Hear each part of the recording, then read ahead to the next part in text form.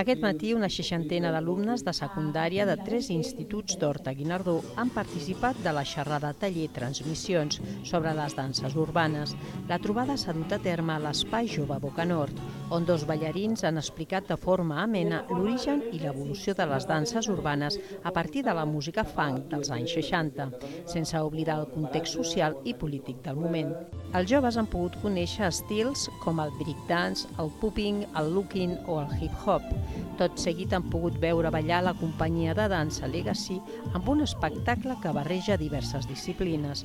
Per acabar, s'ha fet un ball conjunt improvisat amb els moviments bàsics de l'street dance. Ya ellos, sin saberlo, bailan en sus casas, bailan con sus amigos, oyen ciertas músicas que tienen mucha conexión con toda esta música de raíz afroamericana y está muy presente en su propio contexto, en su propio vocabulario. Entonces, claro, a la mínima que les das un poco de pie, los chavales se animan mucho a bailar. Muchos de siempre han estado en clases, han bailado con sus colegas y poco a poco, aunque al principio dicen siempre que no bailan, que ellos no hacen nada, cuando los sacamos a bailar se animan y se ven que muchos han bailado, están bailando y forma parte de su forma común de relacionarse.